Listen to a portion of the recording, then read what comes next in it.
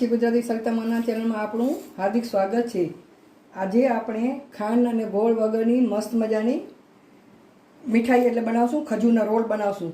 તો તેના માટે આ નાનકડી એક વાટકી છે એ કાજુ લીધા છે, બરાબર। આ શેકેલા માંડવીના બી છે, એક મુઠ્ઠી જેટલા છે, બરાબર।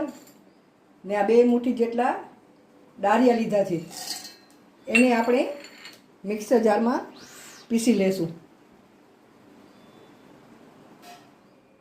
હવે આપણે આ બધું પીસી લીધું છે, તો એમાં 1.5 વાટકો ખજૂર છે ઠળિયા કાઢેલી, એ આપણે અંદર એડ કરી દઈશું।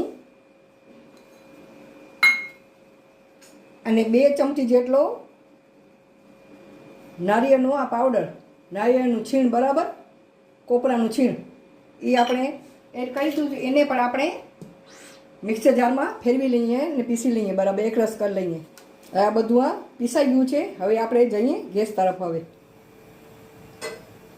આપણું પેન ગરમ થઈ ગયું છે, તો 1 ચમચ આપણે ઘી નાખશું, બરાબર।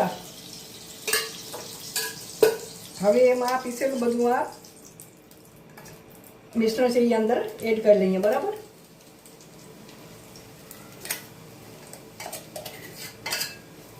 ને આને બરાબર આપણે હલાવી લઈશું, બરાબર। મિક્સ કરી લઈશું, આપણે આવી રીતે મિક્સ કરી લઈશું, બરાબર। આમ લગાતાર હલાવતા રહેવાનું।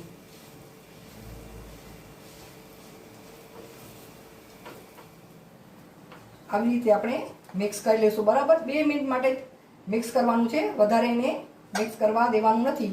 હવે આપણે ગેસની ફ્લેમ બંધ કરી દઈએ અને આને આપણે થોડુંક ઠંડુ થવા દઈએ, આપણે, બરાબર। આમ ચોંટવા દેવાનું નહીં આમાં।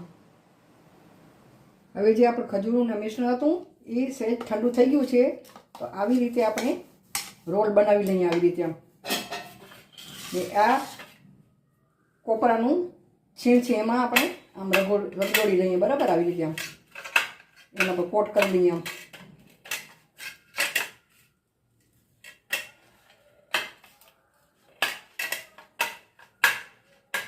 આવી રીતે રોલ બનાવી અને આપણે થોડી વાર માટે ફ્રીજમાં રાખી દઈશું, બરાબર।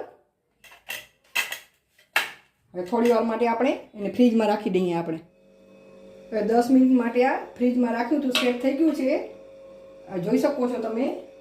તો આપણે એના હવે આવી રીતે આપણે કટ લગાવી લઈશું, બરાબર। આવી રીતે આમ કટ લગાવી લઈએ।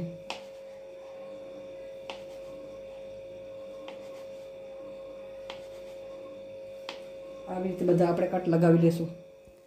આપણા ખજૂર રોલ બનીને તૈયાર થઈ ગયા છે, જોઈ શકો છો। ફટાફટ આ બની જાય છે ને હેલ્ધી નાસ્તો છે। અત્યારે અપવાસ હાલે છે તો તમે એમાં ડાળિયા નાખે છે, તો ડાળિયા તમે સ્કીપ કરી શકો છો ને તમે એમને એમ બનાવી શકો છો, અને ફરાળમાં પણ તમે ઉપયોગમાં લઈ શકો છો। ને બાળકોને આપણે પડીકા આપીએ એના કરતાં આ સારો નાસ્તો ના આપીએ।